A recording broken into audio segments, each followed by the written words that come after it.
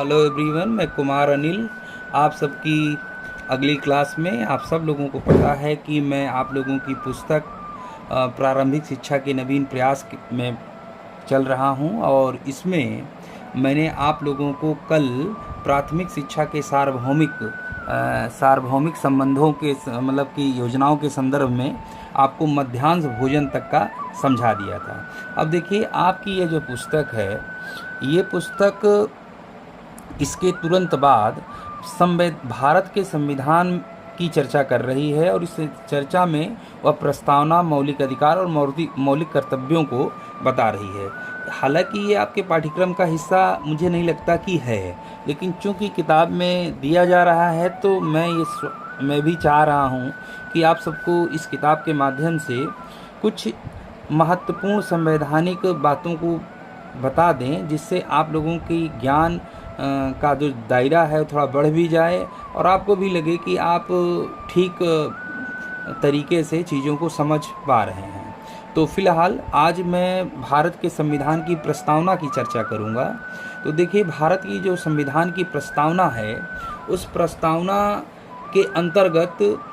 जो भारत के लोग हैं, मतलब कि भारत का संविधान का इसको चेहरा कहा जाता है और ये कहा जाता है कि जो बात इसमें लिखी गई है वह हमारे संविधान के अंदर वही सब बातें निहित हैं। तो अब चूंकि ये किताब है, इस पर चिन्ह हम कोई निशान नहीं लगा सकते, लेकिन देखिए मैं पढ़ रहा हूँ, इसको आप लोग और अच्छे से समझिए। देखिए,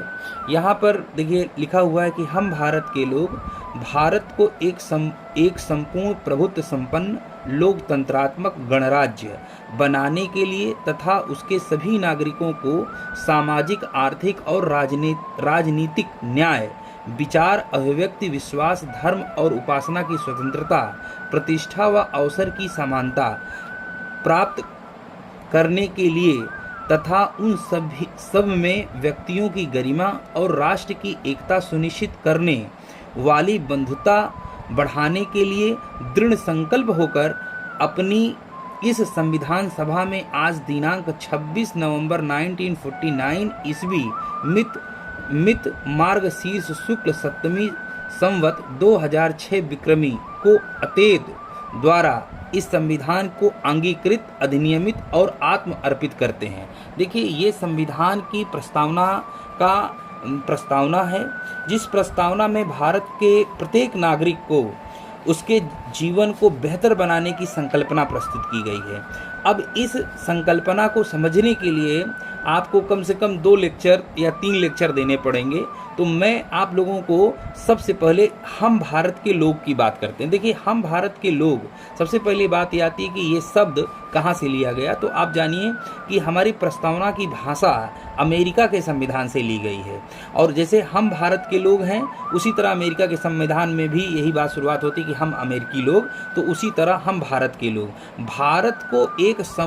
संपूर्ण प्रभुत्व संपन्न, अब समझिए, संपूर्ण प्रभुत्व संपन्न शब्द का मायने जो होता है वह यह होता है कि कोई राष्ट्र अब अपनी प्रभुता यानी कि निर्णय लेने की समस्त क्षमता संपूर्णता में लेता है, यानी कि हम किसी भी देश से, किसी भी शक्ति से, बाह्य शक्ति से हम प्रभावित हुए बिना अपने को प्रभु मानकर, अपने को नारायण मानकर हम निर्णय सफलतापूर्वक लेंगे, हम किसी के दबाव में नहीं आएंगे। इस शब्द का जो पूर्ण माने है कि हमारा भारत हर तरीके की नीति में स्वतः स्वतंत्र है, इसकी स्वतंत्रता को कोई खंडित नहीं कर सकता। तो संपूर्ण प्रभुत्व संपन्न लोकतंत्रात्मक, देखिए लोकतंत्रात्मक का मतलब लोक मतलब व्यक्ति, तंत्रात्मक मतलब व्यवस्था, लोकतंत्रात्मक गणराज्य, गण माने व्यक्ति, राज्य माने लोगों की, मतलब लोकतांत्रिक व्यवस्था में गणराज्य यानी कि जनता की सरकार होगी, मतलब जनता के लोगों द्वारा चुनी गई सरकारें होंगी, बनाने के लिए तथा उनके सभी नागरिकों को, देखिए सभी नागरिक कहा जा रहा है, जाति, धर्म, लिंग, भाषा, रंग, रूप, सभी को किनारे करके भारत के समस्त नागरिकों को सामाजिक, आर्थिक, राजनीतिक न्याय, विचार की अभिव्यक्ति, विश्वास, धर्म और उपासना की स्वतंत्रता, यानी कि सामाजिक तौर पर, आर्थिक मतलब व्यापार बिजनेस के तौर पर, राजनीतिक तौर पर किसी तरह से राजनीतिक अगर कोई व्यक्ति नेता बनना चाहता है, विधायक, सांसद, कुछ भी लड़ना चाहता है तो वो लड़ सकता है, उसे कोई दिक्कत नहीं। विचार की अभिव्यक्ति, यानी कि हम अपने विचारों को अभिव्यक्ति करेंगे और अपने विश्वास को, जो हमारा विश्वास है, हमको